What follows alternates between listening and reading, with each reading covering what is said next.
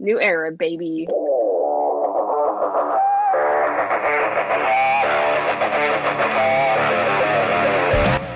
Hello, everyone. Welcome back to Afterlive, the unofficial, official to me, Collider Live podcast. Oh, man, it's going to be a show tonight. It's show number 40. We're covering the week of November 18th to the 22nd, which is today. Oh, my gosh. I'm your host, Sara. With me, as always, thank God, is my one co-host, Mike. Yeah, I'm here. I'm solely here for the 40th. We reached 40 episodes, people. This is a great achievement for us.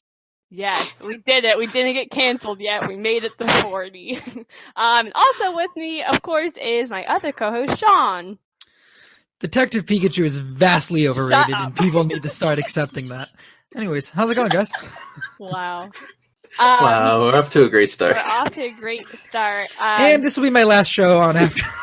I'm going to get fired after this. Every week I keep trying to fire Shawn, and he keeps coming back, so I don't know what's happening. I even made a joke about that on Into the Grid this week. Did you? Yeah, when we were signing off, we were talking about Afterlife, and I was like, we still haven't been fired. Yep. Yeah, we did it on our show. That was pretty funny.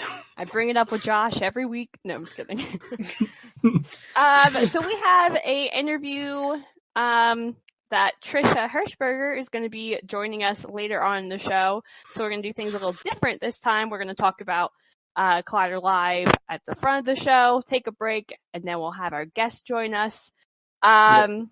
So this week we had tons of co-hosts on Collider Live, like every day, which is great. This is great. It's also a great week. Yeah, this was a really good week. Like, it was fun. They were funny. There was a lot of just random crap that was just going on. Yep. Like, it was very fun. We had Ben Meckler. Is that his name? He was awesome. He is the best. I love Ben Meckler. He fit in so well. He was perfect. Him and Roxy, like, they're just bouncing off each other, and him talking about Jeff Snyder and calling Jeff, like, the couch. Oh, it was so good.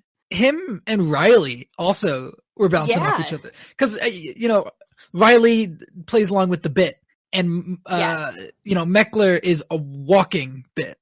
Yeah. So that was awesome. Him talking about, like, Frozen and, like, saying all the wrong things. Like, I know. It was hilarious. Are you serious right now? She, like, kept asking him, like, are you serious right now? And he's like, yeah. Totally. Well, I'm going to say, I saw Frozen 2 last night. He wasn't lying about the cannibalism. A lot more cannibalism than you'd expect. Mm-hmm. Okay, sure. I don't know. So I guess we all wish that he will come back, hopefully. He was great. We also had Clark Wolf was on there. Yeah. Yep, Clark Wolf. Yep. Yeah. She also had great chemistry with everyone. Everyone this week really did. We also had Mike Kalinowski. We had him on there. Him, that was Thad, great. And John all came on the same episode for like Thad was in there for a little bit, but I always for a bit. Thad. Him and John and Mike. Yeah, God, that too. Those two, God. They get along so much better than you'd expect. Yes. From who they play in the Showdown, God, I love their chemistry. Yeah. Them talking about Mike's ass and like all the yes, that's so good. I was like, what is happening? It was so and John's just so matter of fact, like, yeah, it's a brick. It's a great ass. Great ass. It was so good. Also, Mike was picking on Roxy, and it was so. Yeah, I know they're like big brother, little sister, basically. Or like he was like, your segues are terrible right now. Yeah, they really are. So bad. Oh, and Mark Ellis was also on the show for a little bit, talking about his special. Has anyone checked out his special yet? No, it's on my list. It's on my list. It's on my watch list. To be honest, it's just in there waiting to be watched. I don't watch a lot of stand-up, but I definitely want to watch it. I want to try and watch it with my husband. I kind of said something to him tonight, and he's like, "Oh, okay." But I was like, "All right, well, we will." Make sure you laugh. Make sure you have to laugh. You have to laugh too. We also had Nathan Hamill and Jeff Snyder on the Thursday show. Yep. Yeah. Also great. Jeff is really funny. Like them just making fun of him for like Star Wars is great. Yeah. Mm-hmm. Yeah. And then go ahead. Sorry. I was gonna say Nathan is always a bunch of fun when he comes. Yeah. On. Yeah. That's it. We love Nathan too. We stand Nathan. Yeah, give Nathan more love. No, yeah, Nathan's really funny. More Nathan love. And then today we had Matt Nost and John Roca, and Matt Nost is hilarious. Yes. Yeah. That's why I listen to the top 10. That's why I listen to the it. top 10 because Matt Nost is just amazing. I mean, he's such a When Dorito was like, "Are you guys friends? Like, do you guys hang outside of this?" And he's like, "No, no, we're not friends." I was like, "Wow." Even I knew that. I was just like, "Nope, they have the chemistry on the podcast, and that's it." Yeah, it's crazy. I hope Matt also comes back more. I don't know. Everyone this week just fit in so well. I know. Just like last week, it was so good. It was just like this just top tier quality co-hosting stuff. Yes, bring all these people back, please. And I also want to say, Cody was on point this week with his sassiness. Of course. Fantastic. Cody will always be my favorite person, I think. Anyway, and then we had some other like actual guests on the show. Todd Lieberman, producer. Yes, that was a great interview. That was a great interview. I really want to see the aeronauts now. Yeah, I'm intrigued. He sold me. Yeah. Yeah, there's a very good interview. And then we also had Tara Wood, and she did the documentary about Quentin Tarantino. Yeah. And I thought that was a really good interview, too. Like, I was very intrigued the whole time. Definitely. For sure. Massive Tarantino fans will love that interview for sure and check that documentary out. Even if you're not, because I haven't really seen a lot of his films. I know that's like, whatever. But I was very intrigued to, like, watch the the documentary just because of Quentin Tarantino himself, because he is like he's such a person. He's a unique person. Very much so. So also today, just with Quentin Tarantino today, Once Upon a Time in Hollywood came out on digital. So guys, check it out because it is an awesome movie. It's in my top 5 of the year. Well, now it's out, so we can definitely pick it up. Just kidding. It's not on my top 5 of the year. It got pushed back, but it's still in the top 10. So I haven't even done my. Oh gosh. Anyway, I've been updating it since the year started, so it's easier to get on top of it then and keep track. But yeah, go check that out. It's awesome. You know what movie will be in my top 10? That's not true. We're jumping into it. You both were very against me putting it on here, but guys, the second Cats trailer dropped. I did not watch this before we recorded, so I did not see it. But I've seen it. Is this now your most anticipated movie of the year? No. No. I actually disliked this trailer more. I kind of liked the first trailer. I think the cats look horrifying, but Jennifer Hudson singing Memory from Cats is... great. So, it looks so horrifying that I was going to check it out anyways. Yes. This one gave me more of the story, and it almost made me pull back from it.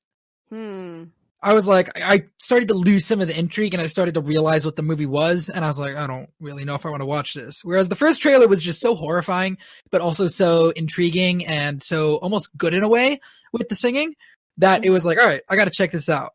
I'm still going to watch it, but I think I'm less hot on the movie than I was after the first trailer. What about you, Mike? I'm gonna stay far away from that as far as I can be. I like musicals, but this I really don't. I don't care about Cats. Shawn, do you like musicals? I love musicals. Oh, wow. Yeah. What are your guys' favorite musical or musical movie, whatever? I really like. I don't think I could pick a favorite. I really like Moulin Rouge. I really like my favorite. I really like Begin Again. Have you seen Begin Again? Yes. Yes. Oh, that's a great movie. That's a great movie. I really like. Probably controversial. I really like the Phantom of the Opera movie. It's not as good as like the stage show, but I love that movie. What's wrong with that? I think a lot of people don't like it because it's not the stage show. No, it's basically the same thing. I really, Gerard Butler's not. He's fine. He's fine. He's fine as a Phantom, but those. I think that's A Star Is Born is probably the last one. If I had to round out a list of some of my favorite, would be those movies. What about you, Mike? Les Mis for sure. Mm-hmm. Same director as Cats. I know. I realize that. So it doesn't really help. No? No, it does not help. I know you did Les Mis, but Cats, my God, you dropped the ball on that. Do a different musical, my man. But I definitely cried at Les Mis. It was very emotional for me to watch that. Sing Street is a underrated film. I haven't seen it either. Sing Street is really good. And definitely a classic. Grease. I'm a big Grease fan. So. Okay, yeah. Oh, I do not like Grease very much. Really? Yeah, I don't know. It's okay. So that and Les Mis, I'm like, I don't like Les Mis or Grease, but every time I listen to the music, I'm like, oh God, the music is so good. So I don't know. I'm a hypocrite. I don't know. I'm not sure I've ever seen Grease all the way through. I mean, I've listened to all the music. It's fine. I mean, I like the music. But the music's there. I mean, I think here's the thing. I think with Cats, I think the music is going to be fine. People are going to listen to the soundtrack. They're going to listen to the score. They're going to go crazy for the music. But the movie, the movie looks terrible. But still, I don't know. Yeah, I don't know a lot of people that like the actual Cats musical. That's true. That's true. Actually, like this is one that people are like, Cats. Like what? Like how are you? What? Yeah, I don't know. What's a cat? I don't know. But like they just filmed like In the Heights, and that's going to be a movie musical, and they're West Side Story. So like those are ones Spielberg. that people want. Yeah, I'm intrigued by that. That's interesting. Who's playing? Oh, sorry, keep talking. I'm going to look up that movie real quick. Ansel Elgort is the main Ansel Elgort. Yeah. And then they cast like a brand new girl from New Jersey. Zegler. Okay. Yeah, so anyway, I'm gonna go see Cats, and I'm dragging my husband to see it with me, and he's not happy about it. What a good wife you are. Yeah, I'm great. Well, we were gonna go see Mary Poppins last year, because Mary Poppins is one movie. I haven't watched the new one. I watched like 10 minutes of it, and I was like, I can't do this. Like, not good. So he got out of seeing that, so I was like, we have to see Cats this year. Like, we have to go see it. But yeah, that's going to be interesting. Moving on, the next two topics, I'm just going to be upfront. We're going to hit them very quickly because I think Shawn's going to kill me. No. Look, I feel like I've said everything I have to say about this, and I feel like I just don't want to keep repeating. Yeah. So like in the new, like it keeps coming in the news, and it was really the biggest stuff this week on the show. So I was like, might as well try and talk about it. Snyder cut.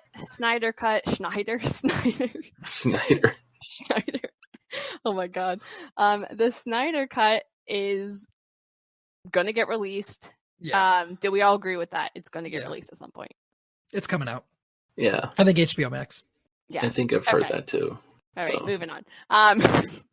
Cool, whatever. Who cares? Like, if it's an actual movie, like if there's actually a cut of it, like fine, release it. Like, you know what I mean? Like, yeah. Like I said, I don't think that it existed, but I think that they brought him back in and finished it when people started to clamor for it. So,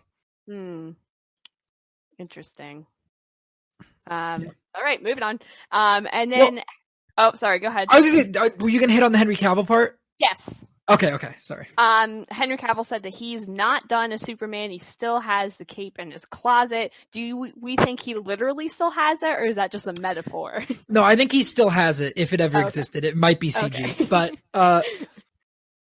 I am going to tell you when we're going to find out if Henry Cavill is Superman or not. We're going to find out in December when The Witcher comes out on Netflix. If The Witcher kills on Netflix, he's done as Superman. He's going to be playing Geralt for the next 10 years. Well, they already greenlit this second season. Yes, they said they had plans for 6. So Netflix definitely 2 seasons is almost always a guarantee with Netflix. Yes. Once you get past that, 3 seasons is likely. 4, 5, 6, that's less likely. Very unlikely. They usually cancel after 3 seasons. Yes. If Witcher kills, I think that's gonna be when he stops talking about Superman. Because he campaigned to be the the main character. Gerald. Yeah. I didn't want to mess up the name. No, it's fine. Yeah, Gerald. Yeah, and to be honest, him playing Gerald is probably the better move for him than coming back to the DC universe. Yeah, at this point, yes. I love him as Superman. I don't like either of the movies he's in. I don't like that version of Superman. Well, yeah, I meant the standalones. I think Justice League is fine, but I don't like Man of Steel or Batman vs Superman. I don't like that version of Superman, but I think he's fine because I like him in Justice League. Like the happy Boy Scout version of Superman that I like, he can play it because I saw it in Justice League, but I don't know if that's what they're going to let him do if he comes back. So. What about you, Mike? Do you like him as Superman? Do you want him to come back? It's a moot point where it's just, especially what they're going with the movies now, there's no point in bringing him back. There's no point. The Witcher is just going to be gangbusters for him, and he's going to have a look towards the future in his career for that. I'm predicting it's gangbusters because I'm excited for the show. So I'm hopeful. I hope so. Hopeful. Yeah. I'm excited. So, but no, Superman, he keeps saying that. He's like, I'm not done with that. It's like, but there's no proof. There's no action towards it. I mean, Man of Steel 2, or even like another appearance, something else. There's nothing there. So, yeah. I think he's just hopeful. I mean, Superman showed up at the end of Shazam. We didn't see his face, but, it's been like 6 months, so I feel like I can say that. I guess if I can't, Josh can always bleep me out just then.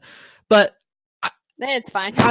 I think that he genuinely believes that there's a chance that he'll be back. But I think if Witcher takes off, there's no if Witcher takes off, he might, because I think he does love the character. And if Witcher takes off and he's playing Geralt for the next 10 years, I could see him still trying to work in Superman because he loves the character. I just think that it's probably the best decision for him to play Geralt. Yeah, he doesn't need to leave this Superman behind anymore. You know what I mean? He's a big star now. Yeah. He's branched out. He's done more. I really liked him in Mission Impossible. I haven't seen it yet. Oh my god. Oh my god. I've been working my way through them. I just watched 3. Okay, good. Keep 3, going. I liked 3. Yeah. The first 2 are not that good. Keep going. They get better. It took me. I watched the first one. I watched the second one right after, and then I took I took a 3-month break, and I watched 3 the other night. And I've seen 4 already. I saw it when it came out, but I'm gonna watch that again. Yeah, watch it again. And 3 was great. Carrie Russell was cool in it. Oh, 3 is. I love. Yeah, 3 is like the best. I liked 3. Yeah. Okay. Good. We're all in agreement. 3 is fantastic. Good. You're on the right track. Go for it. Go for the right track. Getting better, which is insane. I don't understand how that keeps happening. But anyway, anything else about Henry Cavill, Superman? No, not really. No. All right. In the same vein as DC, there's been all kinds of news. Is it true or is it not true? No one really knows about Joker 2 and other Joker-ish movies, Joker-type movies with other DC characters. First, I feel like we talked about this before, do we want to see a sequel of Joker with Joaquin, same teen, all that stuff? Mike? Shawn's not allowed to talk about this topic. I had to start talking to you by Josh. He's that loud. The success is there, but how are they going to move forward with a sequel? What are they going to do with the character? That's my question. It could be possible to make a sequel, but I know Todd Phillips was like, no against a sequel until this popped up. I was like, so I don't know where they're going with that. I could see other villains having their own movie like this, but not a sequel. Shawn? Well, I was going to say on the note, first of all, I think that a sequel is going to happen. It's too much money not to. I don't really want a sequel, but if they go in an extreme weird direction with it and do something completely original, I'd love that. On the topic of other hero or other characters being done, I really don't want Todd Phillips doing other characters in the DC universe. Like, let's let other people do that. Yeah. Because the report was that he was trying other people do another style the film report was like that he was trying to get some other project started that he would be working on, and I I'd like to see more movies like Joker, but I'd rather them be done by other filmmakers. Give other people a chance. I don't know. I really loved Joker. I thought it was really good. And I wonder how much of that is because I didn't think there was going to be another Joker movie, like a sequel, you know what I mean? Like, I don't know. I don't think it left it open to be another movie. I don't really need another movie. I know why they would do it, and it probably will happen unless Joaquin is like, no, but I can't see him saying no because he seemed to have such a good time. I don't know. Do we need it? Not really. Is it going to happen? Yes. Yeah. Do I want to see other Joker type movies with other DC characters? No. Really? What if it's like a Two-Face? So I'd love to see a Two-Face legal drama.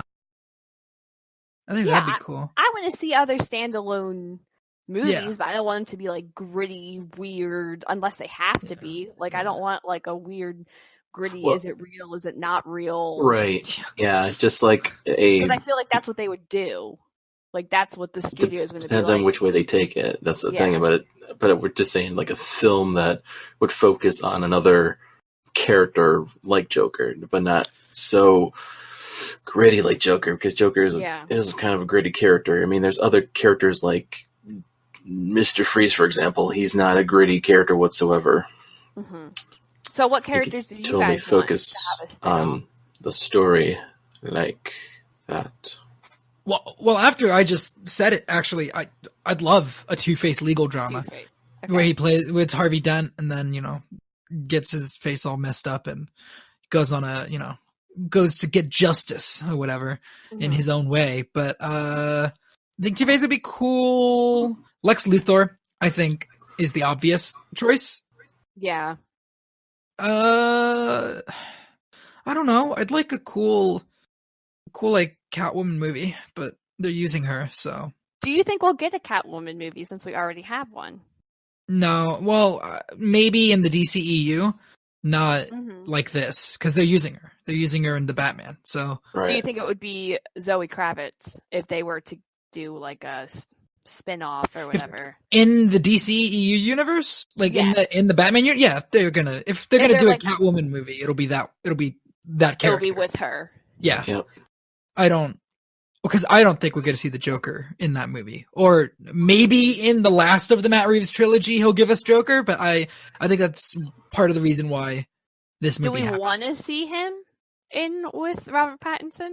Yeah, I would like to see that. I'd like to see the Joker, because I've made it very public. I don't feel like that was the Joker in that movie. Like, it was a cool interpretation on the Joker, fine, but I'd like to see the Joker, and I'd like to see him, like, in the third one. I want you to build to it. You got a whole huge rogues gallery to build off of in Batman. Yeah. So many side characters you can set up with the Robins and all them. So, I mean, I'd like to see that first, but in, like, the final movie in a trilogy, I'd like to see Joker.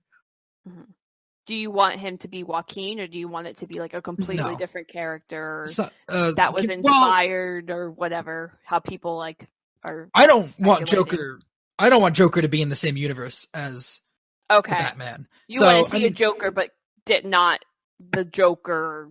It's not that same character. I'd be open to Joaquin playing him. I'd be fine with that. I don't think Joaquin would want to.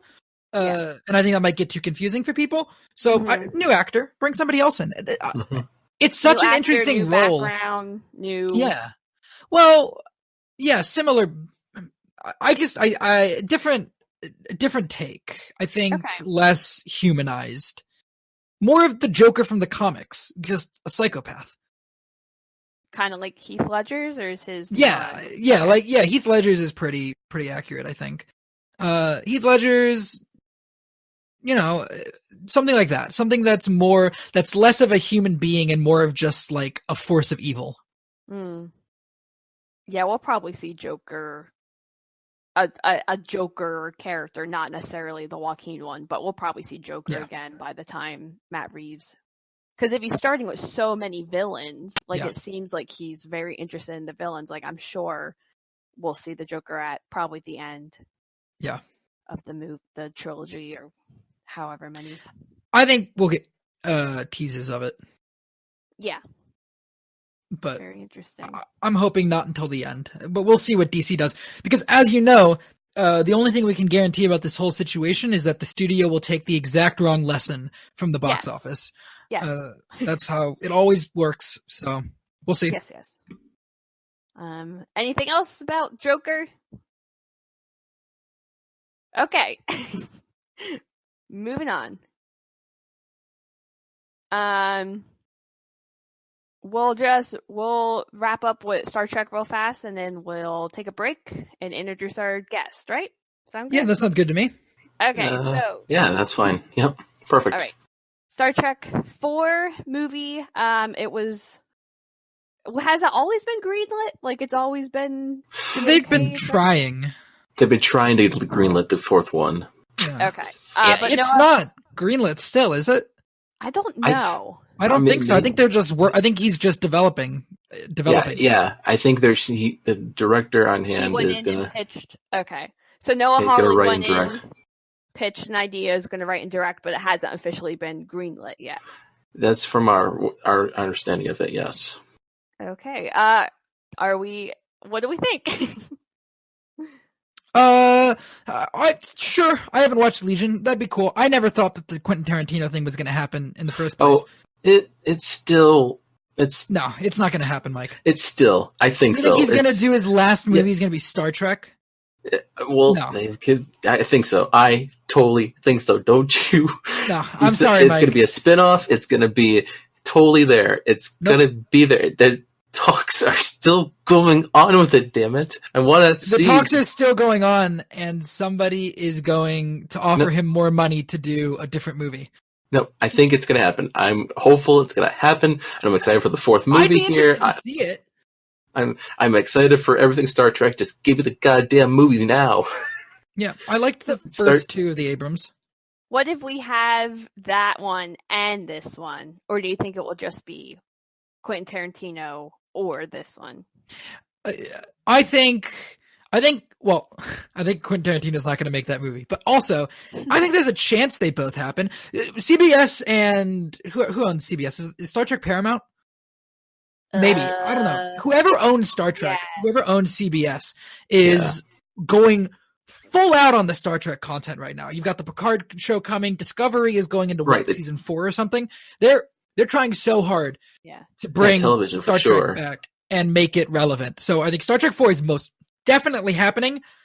Maybe the Quentin Tarantino movie happens. I'd be interested to see the Quentin Tarantino take on Star Trek. I think he would fit there. I think he would fit there a lot better than he would fit in like Star Wars, which I think was something that was brought up on the show this week. Was they said, what if he did Star Wars? I would not want to see Quentin Tarantino in Star Wars. I just don't think that fits. But Star Trek, sure, put him in there. I don't think he wants to. I think this is negotiations that he's going to use to leverage somebody else to give him more money for something else. Because playing in a universe like that doesn't seem to be his thing. With how much he likes to mess with like Once Upon a Time in Hollywood and Inglourious Bastards, they mess with history, you know? And I don't think that he likes playing by any rule book. And I don't think that would fit in the franchise series. I don't think his last movie is going to be in any franchise. It just does not seem to be the kind of area he would play well in. Well, yeah, I don't know. I am not the biggest I don't really know much about Star Trek. I watched the first two of the J.J. Abrams new ones. I haven't seen Beyond. Neither have I. So this, I'm kind of like, I really want to see Beyond because I know Simon Pegg wrote the script for it, and I'm a huge Simon Pegg fan. Did he really? Yes. Yes. He's a huge Star Trek fan. Star Wars. Yeah. Nerd. I love him. Yeah. So I was very intrigued to watch it, but I just never got around to it. I don't know why. Yeah, me too. But I really do like Legion. I only watched a couple episodes, but it's totally Fargo's amazing. I haven't seen Fargo, but Fargo is amazing. The way he does with Fargo, I'm excited because of that. So yeah, the name is very intriguing to me. I'm very interested in this. I just haven't gotten around to watching the Star Trek and really getting into it, but I'm definitely intrigued and will And if this goes forward, I'm excited. I'm not a huge enough fan to be upset if Quentin does or doesn't, or if this does or doesn't happen. But it'll be interesting. Mike, any final thoughts? All I'll say is let's hope it happens. My fingers are crossed either way. For both of them? For both. Either one? I'm for both, for either. Because Beyond is worth a watch at least.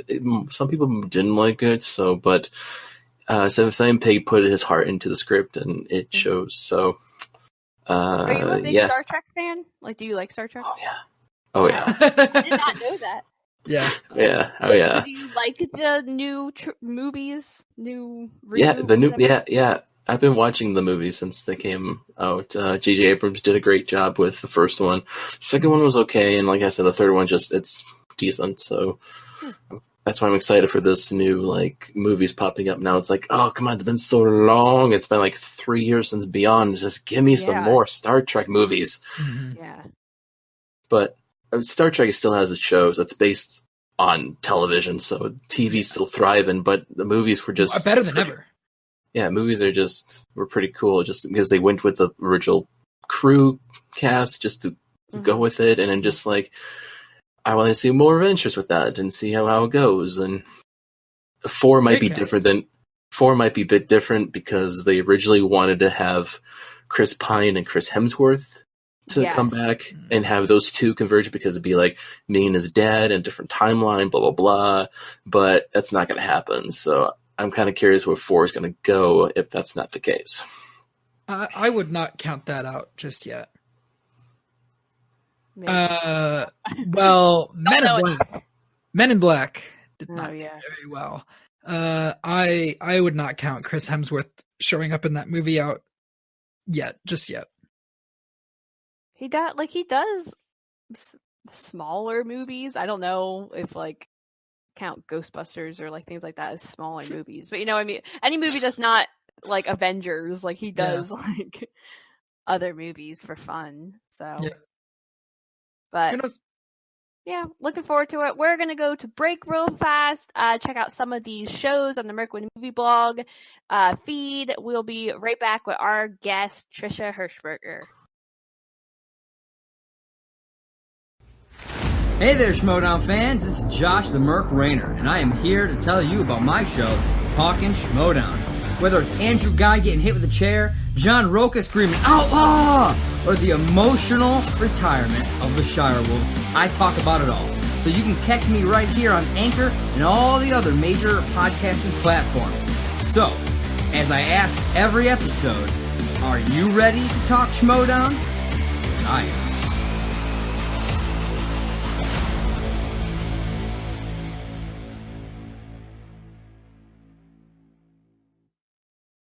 Hi everyone, this is Sara, host of Go Get That Rose podcast, a podcast that is dedicated to talking about all things Bachelor Nation. Join Jay Wade, a man in his 40s who is recently new to all things Bachelor Nation, and myself, someone who has been watching passionately for the past 3 years, as we review, share our thoughts on each episode of whatever show is currently on TV, whether that is Bachelor, Bachelorette, or Bachelor in Paradise. We might not even know everyone's names, but we have fun nonetheless. You can find us on Merc Movie Blog feed wherever you listen to podcasts.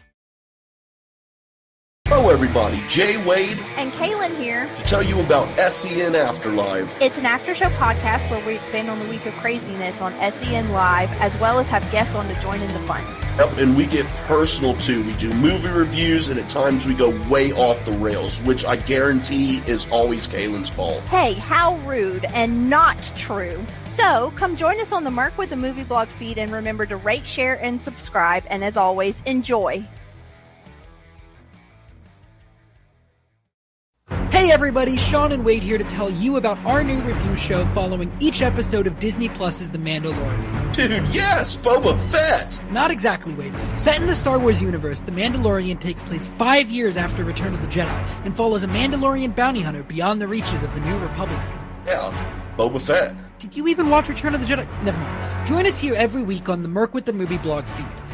Thank God Kaylin will be here too. I don't think I can handle Wade on my own.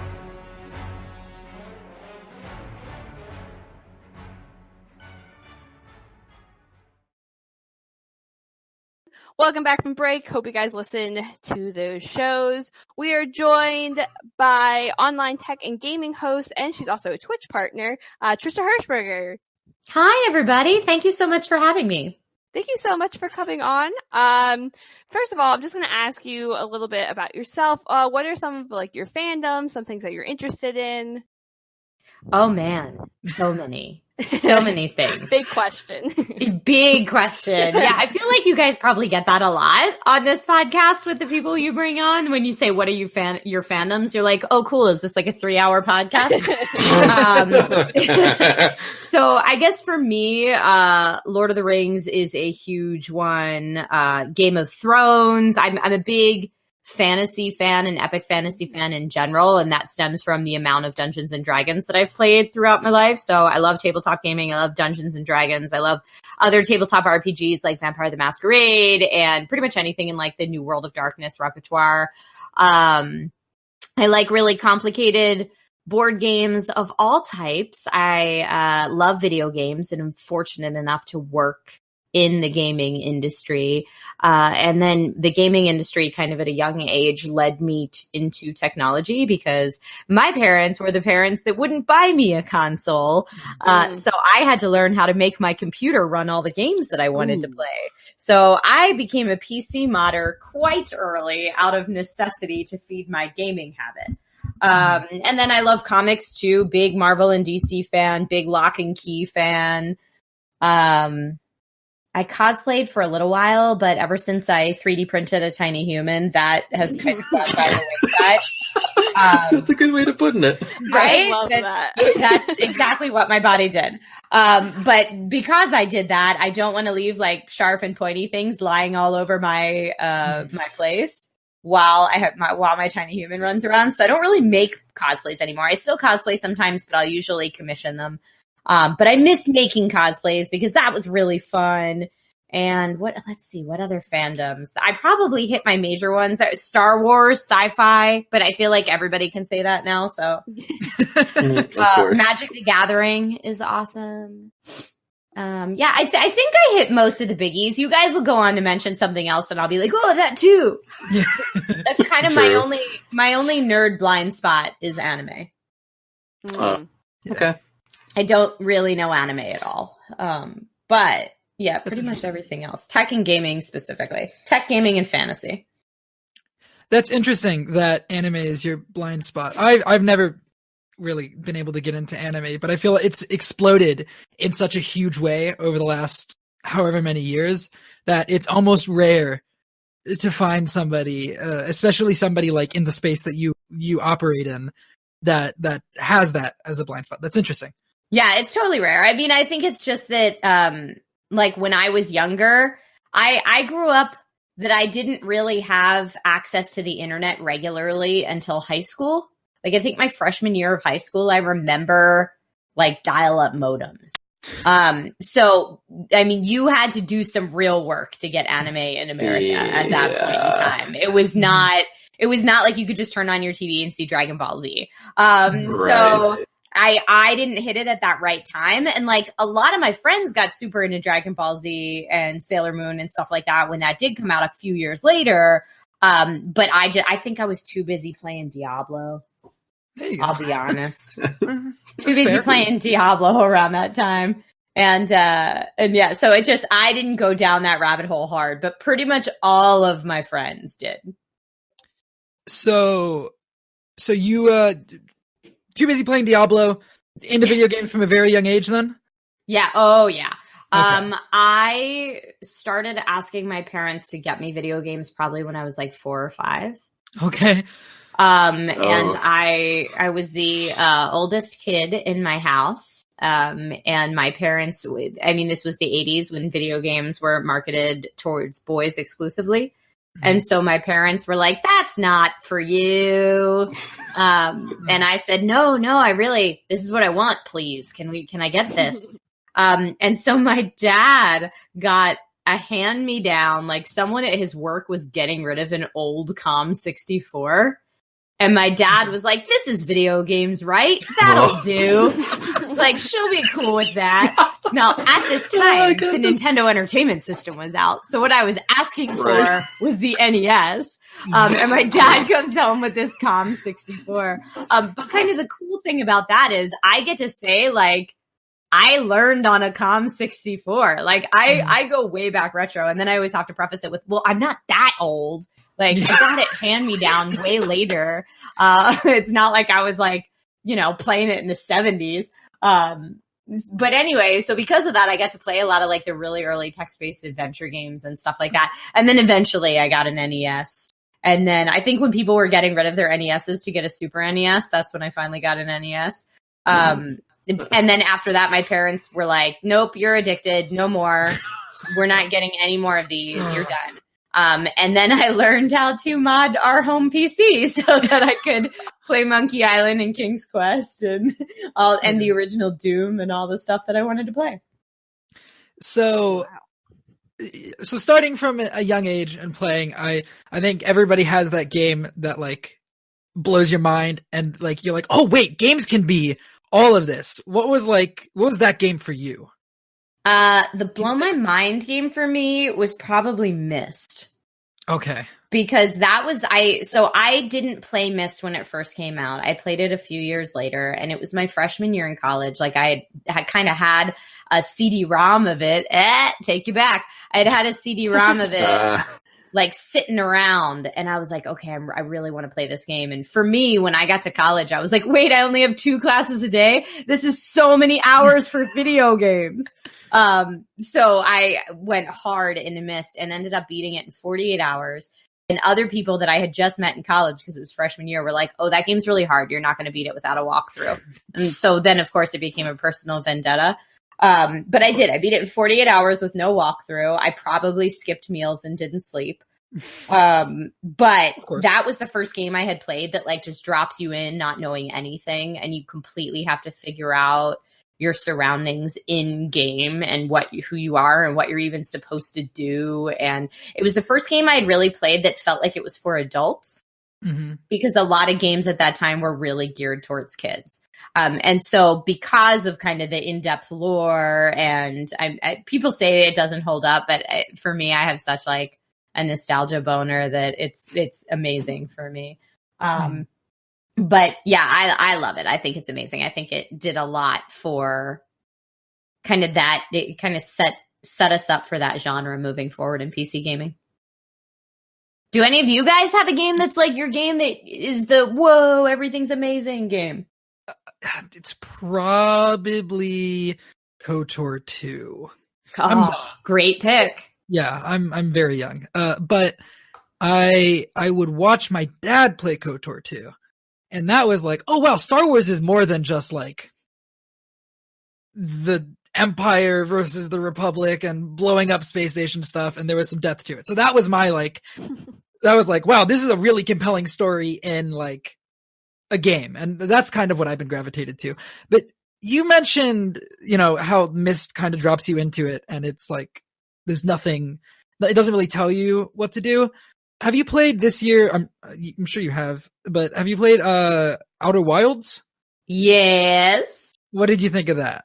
I love it. I actually got a couple chances to go to some hands-on events earlier before it released and check it out at its various different stages of development.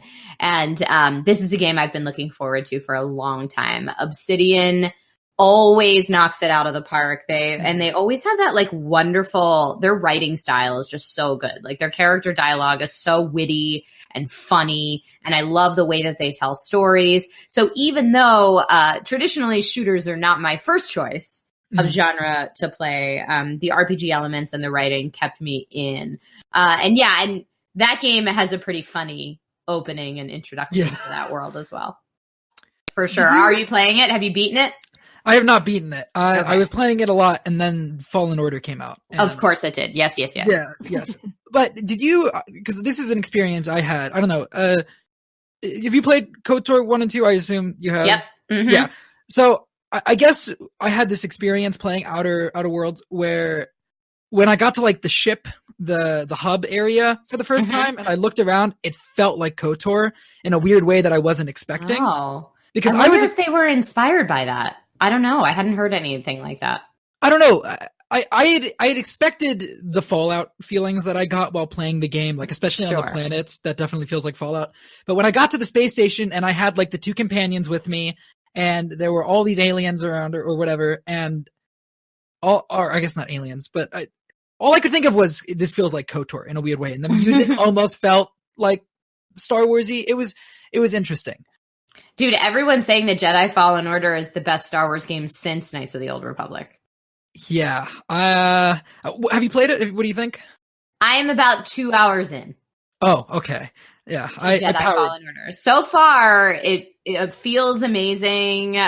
So far, it's really, really good, and I'm liking it a lot. But I'm trying to take my time through it. Like, I'm not streaming it intentionally so that I can take my time and play it. Yes, it is very good. I did the opposite and powered through it because I didn't want to get anything spoiled. So I get it. Powered through it on the easiest difficulty. It's fantastic. Same day, have you played any of the new Pokemon games? No, Pokemon is another one of those, like, I just missed it. Oh. Yeah, isn't that weird? Look, everyone's like, what? At some point, I'm going to have to, like, do a really funny, like, Trisha gets into Pokemon series of streams. Yes. That would be fun. I tried Pokemon Go. It was fine. Well, you know, like I wasn't super stoked, but I think my first introduction to Pokemon way back in the day was the trading card game. Right. And I was like, oh, this is like Magic for babies. So because that was my initial knee-jerk reaction, I was like, no, Pokemon's for babies. And so I never got into it. I mean, it is certainly a less complex trading card game, but Magic is also the most complex trading card game. So it's really kind of unfair to compare every other trading card game to Magic, which I now know as an adult. But like in high school, you know, you make rash judgments. And I also never had a Game Boy. So I never was exposed to Pokemon on Game Boy. Because like I said, my parents got me the NES and then were like, you're done. So I never, my only real exposure to Pokemon was the trading card game, and I wasn't into it. And then, then I just kind of missed that boat. But someday I'll get back in there. There's just so many other good games.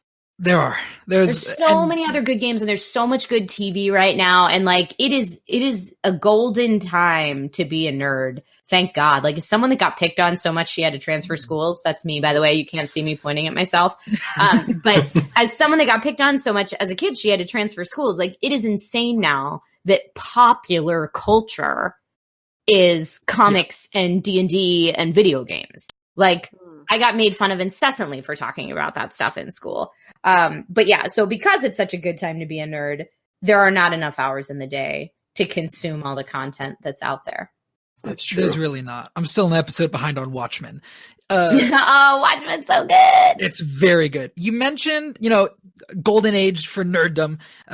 So many good games coming out. Do you have a game of the year so far? Have you thought about that at all? I do have a game of the year, and it's probably the sleeper hit. But I'm a big advocate for Remedy Games' Control. Okay.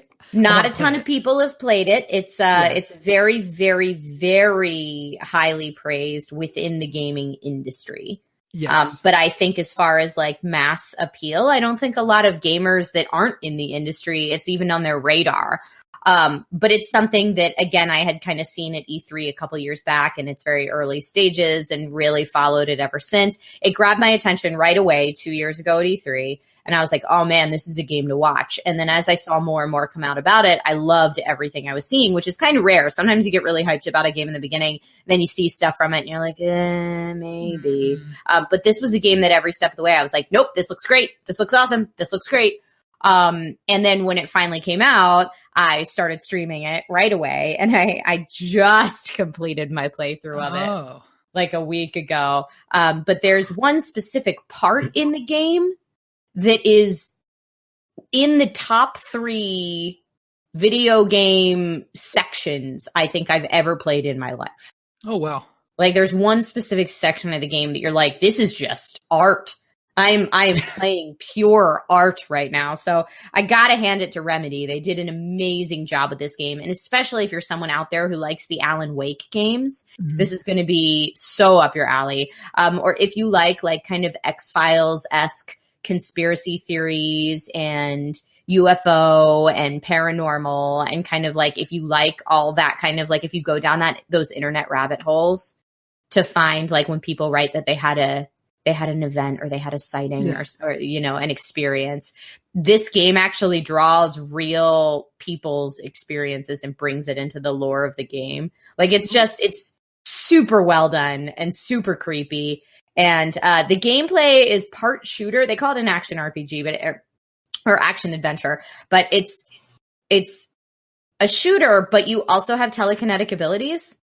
So you can kind of adjust to your play style. And of course there's a skill tree, so you can just max out what you like to do. But for me, being able to unload a full clip on a dude, because I miss most of the time, so I need to do that. And then follow it up by slamming a refrigerator into his face just feels really good. And yeah, especially in the late game, you kind of feel like a superhero. It's just a really well done game. And as someone who is a total tech geek, it's probably the best demo for ray tracing technology that I have seen in any game yet. So if you guys aren't familiar, it's the new NVIDIA 20 series cards are called RTX for ray tracing. And it's basically the way that it real time renders lighting effects. So going down the nerd rabbit hole right now, sorry. But this game does it so well. It's I've seen people tweet out that I think Control looks better than real life. It's just it looks good, the story's great, the gameplay feels good. That is my game of the year for sure. Yeah, I was gonna say yes, ray tracing does look fantastic. I have no idea when I'll upgrade to something like that, but most of us will not for quite some time. Yeah. And most games honestly won't make use of it for quite some time. There's only a few that really do. Yeah. I missed out on Control. I was very deep into Fire Emblem at that moment. I don't know, did you play the new Fire Emblem at all? No? I didn't, but I heard people say that could be their game of the year. Yeah, it's up there for me. Mine is Kingdom Hearts 3, because I'm a massive Kingdom Hearts fan. Okay, so Kingdom Hearts 3, let's talk about that for a hot sec. Okay. Kingdom Hearts 3 was great for the first 3 worlds. Okay, yeah. I was so stoked for Kingdom Hearts 3. I have a Keyblade 4 feet away from me right now, a big metal replica Keyblade, life-size replica Keyblade. So do I. Yes, good form. So yeah, huge fan. I don't know. I feel like the game after that got real weird. Yeah, it did get real weird. I kind of love that. I love it when Kingdom Hearts gets real weird. That's my favorite part of it. The game, to be honest, is it gets really weird. When it gets the plot at that point is so convoluted that you're no one even knows what's happening anymore. You're in for the ride, man. You just I just love that you can murder ball with Disney attractions. There you go. That's all you need. Yeah. You're I'm just murdering with teacups.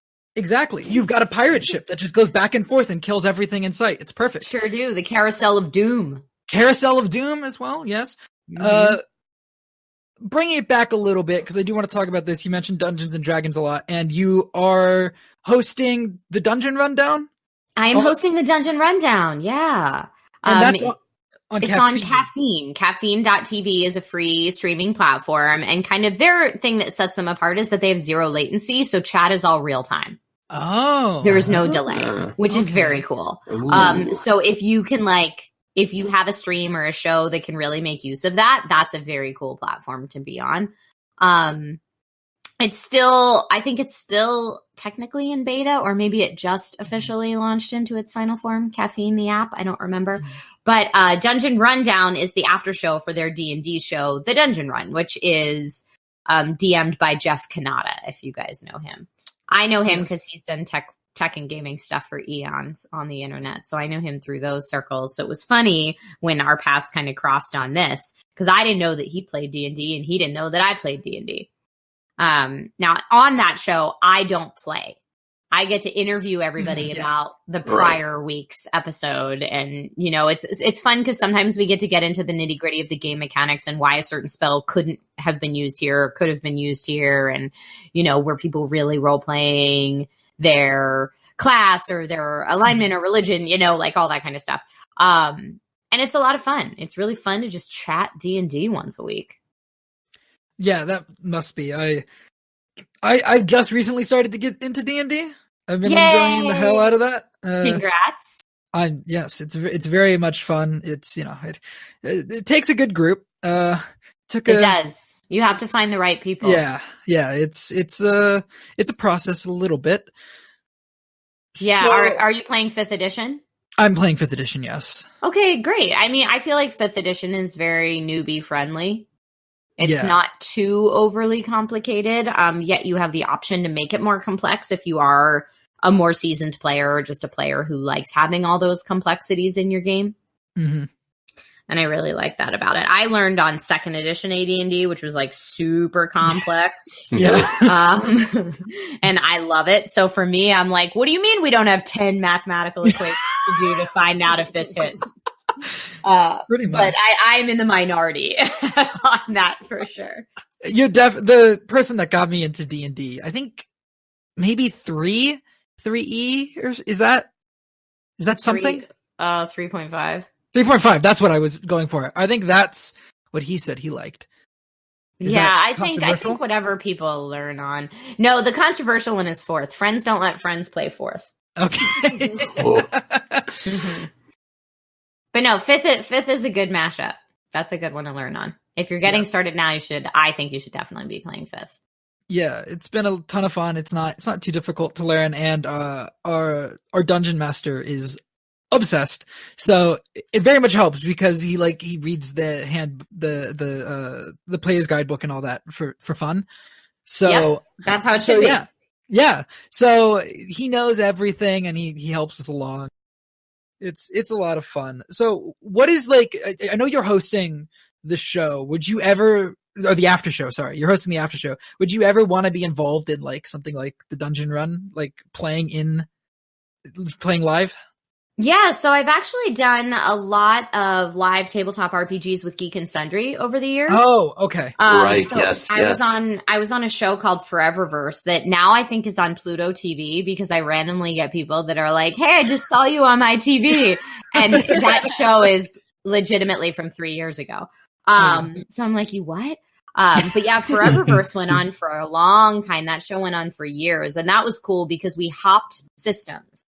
So it was kind of like Quantum Leap, where our main characters would stay our main characters, but then they would hop into werewolf or hop into vampire or hop into, any other world that they could create. We did some real weird ones. We did Seventh Sea and Puppet Land and some real dank tabletop RPGs. But that show was great. And I did that for eons. And then, I've done some stuff with Hyper RPG. Okay. I did their Banner Saga RPG miniseries. And that was really cool. And that was based on the Banner Saga video games, but there was a tabletop RPG created about the world of the video games. So we played that. And yeah, anytime I get a chance to do one-offs or celebrity D&D stuff, I'll do that as well. Because anytime I can talk someone into letting me play D&D and call it work, I'm down. Oh, and I'm a recurring character on the vampire series LA by Night. Okay. Oh, okay. Mm-hmm. So I want to go back real quick because, and I'll ask you this one last thing and I'll stop hogging all the questions. You said you hopped systems while playing? That sounds insanely difficult. Oh, well, it was we do 2 or 3 adventures in one system. And then when our characters had achieved the objective there, we would like get in a portal and hop to another system. So it wouldn't be like mid-episode. It would be like the cliffhanger at the end that we hop in, and then our GM would say, okay, for next week, we're doing this one, and distribute everyone the player handbooks. And you had a week to like read it and make your kind of new character, but in this world. So sometimes we had a lot of funny moments where like my alpha character, my main character was a female, like an early 20s female hacker. And then, like, when I jumped into the werewolf system, she was an older grizzly war vet guy. So, like, when she hopped in, she was like, this is what it's like to have a wiener, you know? Like, so it all is those kind of moments come out of it. It was pretty funny. But so it was still the main character, just with a different skill set, pretty much, in whatever world we jumped into. Did you guys carry over any sort of character progression in between, or would that have made things too complicated? No, we totally did. Wow, yeah, we totally did.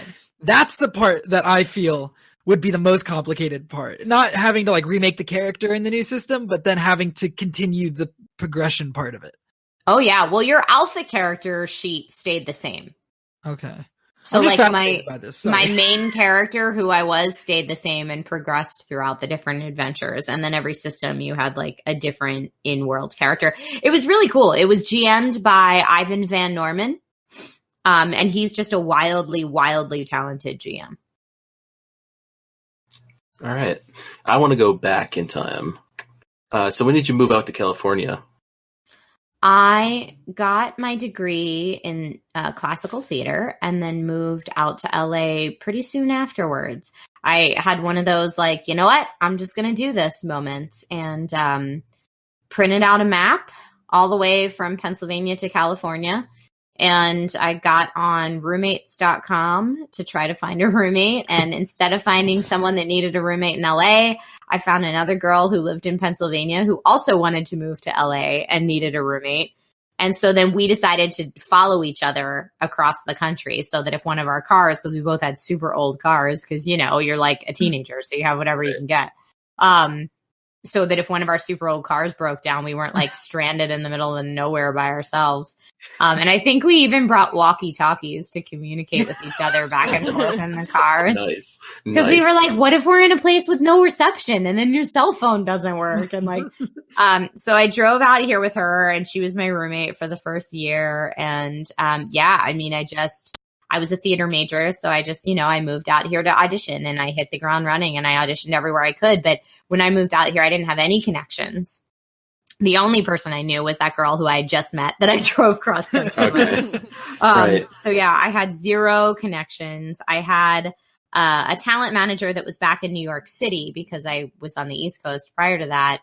And she said she could help out here, but she, you know, only had limited reach out on this side. So, you know, I had a couple years that I just kind of grind away and auditioned for everything, and had some success, but not enough to live off that exclusively. You have to book a lot of jobs to live off acting exclusively. Right. It's hard to do. Like, I'd have years where I'd make like $10,000 as an actor, but in LA, you can't live off $10,000 a year. No. So you still need your table waiting job or whatever else you're doing. So I did that for a while until I tripped and fell into YouTube, where all the stuff that I had been into since I was a kid, like, they were like, no, talk about that. And it was so funny, because up until then, every audition I had been on, they didn't want to hear about that stuff at all. Like, that was weird. Please don't talk about that. They were like, can you tell me what you know about fashion? Like, what if we had you interviewing the Kardashians on the red carpet? And I was like, cool. Like, I don't know anything about that world. I'm like, I can fake that I'm into that world if you want me to, and I know how to host. But it was always like, I'd do the read and they'd be happy, and then they'd ask me like personal interview questions about the subject matter, and I would have no idea what I'm doing. But I tripped and fell into YouTube when I went to an audition, and the questions they asked me after the read were not about fashion or makeup or the Kardashians. They started asking me what books I like and what TV shows I watch, and if I play video games and which video games. And they asked me what I know about tech and like all this stuff that I left that audition, and I thought, I don't actually know what that job was for, but I think I nailed it. And that job ended up being SourceFed, which was Philip DeFranco's news network. Yep.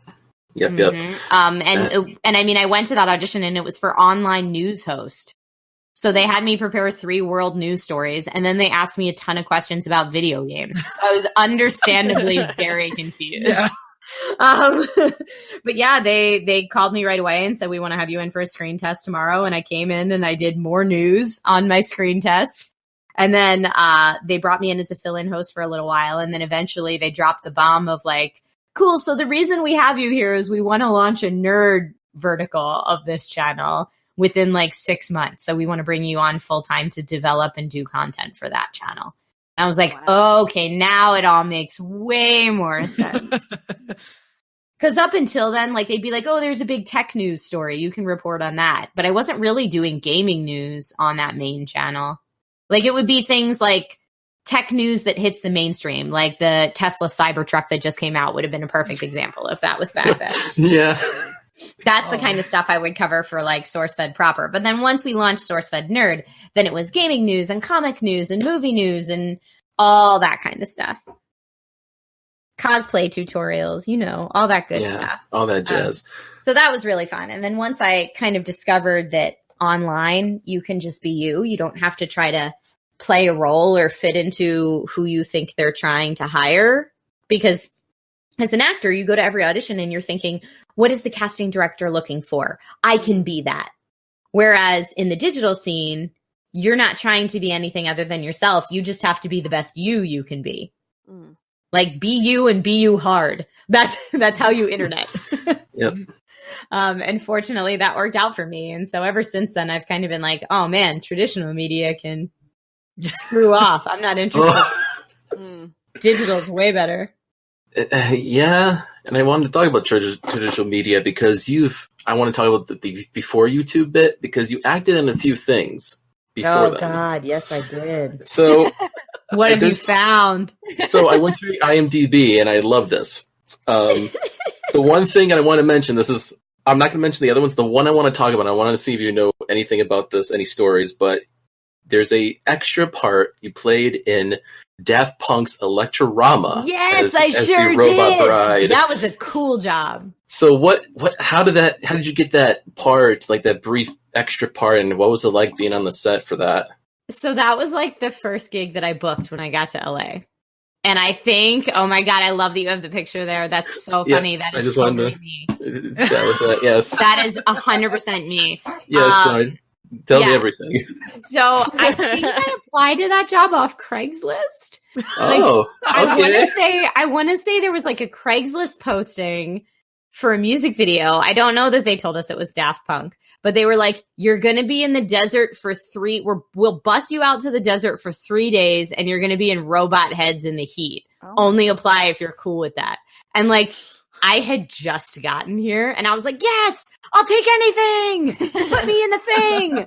And I didn't have a job yet. So I was like, I can disappear on a bus to the desert for 3 days. So I think I want to say it paid like not good. I think it paid very crappy. But I was just stoked to do it. So I got on a bus with like 25 other people I had never met before. And we got bussed out to like, I forget where it was, somewhere like near Fresno, I want to say. Somewhere up north from LA.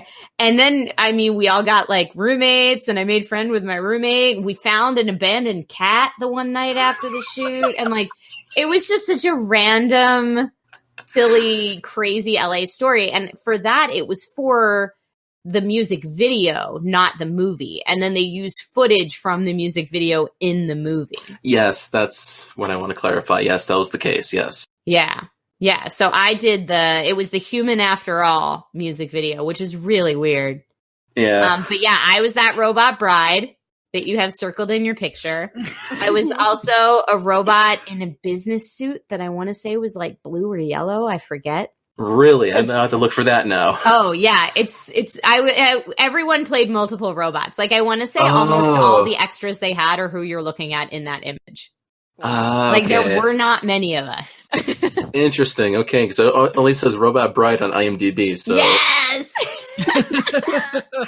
That's the other one I was like, ooh, shit, that's exciting. Because I love Daft Punk. I was like, I love Daft Punk too, so I was super stoked as well. But I mean, honestly, it was not a great gig.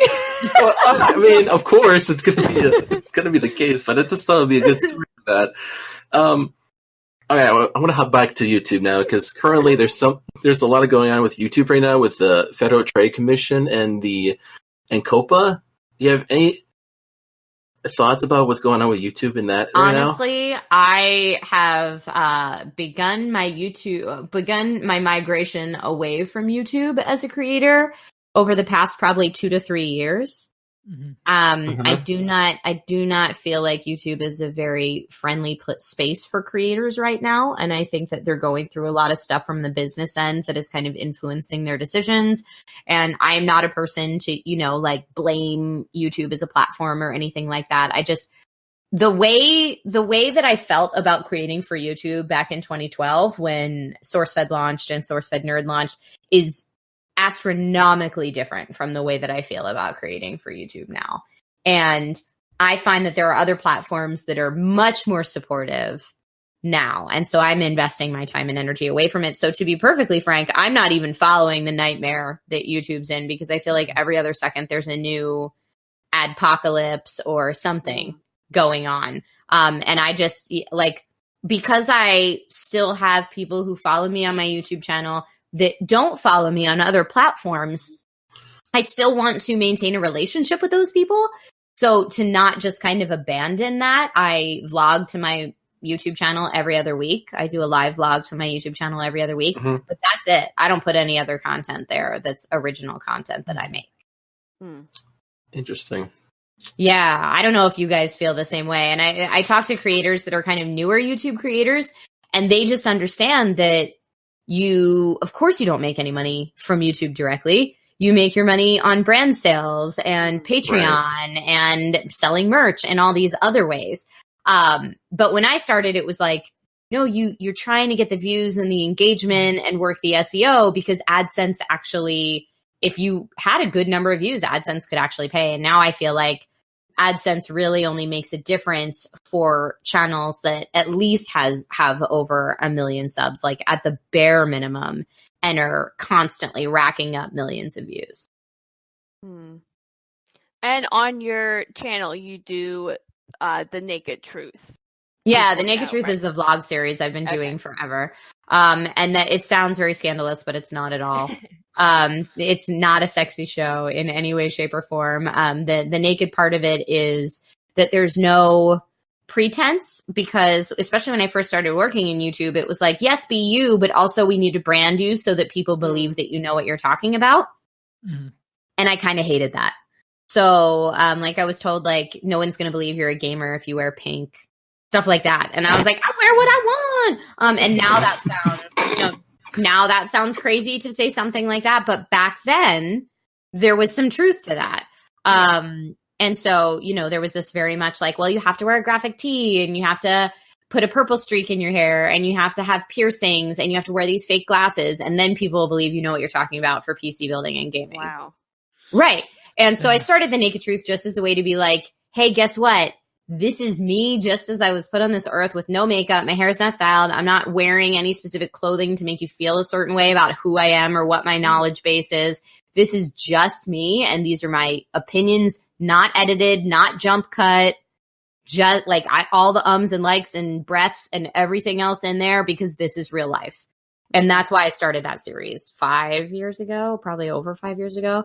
And it in the beginning, I also encouraged people to do vlog responses back. And there's a whole naked army of people that would do vlog responses back. They are self-named Naked Army, by the way. I've seen those. I've seen those. Oh my God.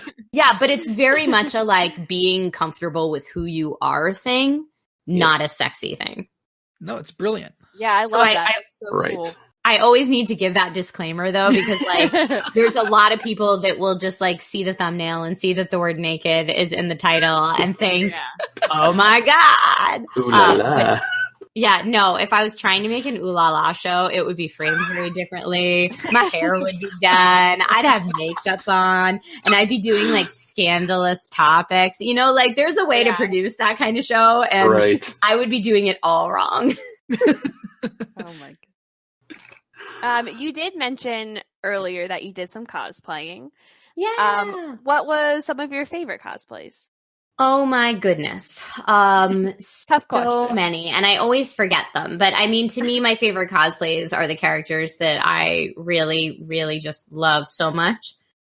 Peggy Carter is one of them that I absolutely love. And now I don't know that visually that cosplay is the most impressive I've ever done, but getting to be Peggy and walk around a con is awesome. one of the ones that was probably the hardest build that I did was actually for a brand deal on my YouTube channel. It was for the mobile game Clash of Kings. Okay. And I told them I would build a cosplay of their like tutorial character. And there was no way you could like buy any parts of that. So I had to make it from scratch, and the dress is cut out and like a little weird physically, like it works on an animated character, but to actually make it work in real life was a challenge. And that build took me easily over 100 hours. Oh, wow. To build. Yeah, that was a crazy build. But I've also done Daenerys back in the early seasons of Game of Thrones. I've done Tifa Lockhart from Final Fantasy VII, which now I want to redo now that the remake's coming out and do it with kind of more of the remake aesthetic. I've done Copperhead from Batman Arkham Origins, which in that game, Copperhead's a girl as opposed to the snakehead guy character that you're used to seeing in the comics. And that was the first time I'd ever worked with leather for a build. So that was kind of crazy.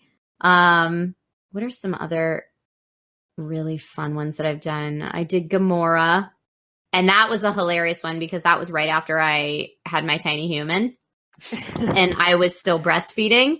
And so I picked that character because her vest in Guardians of the Galaxy 2 has seams just underneath both boobs. So I put zippers in so I could just like zip and pull one out and feed my kid. That's great. It was hilarious. But the build process was really funny because I was like, I am making a breastfeeding accessible Gamora, which I don't know that anyone has done that before.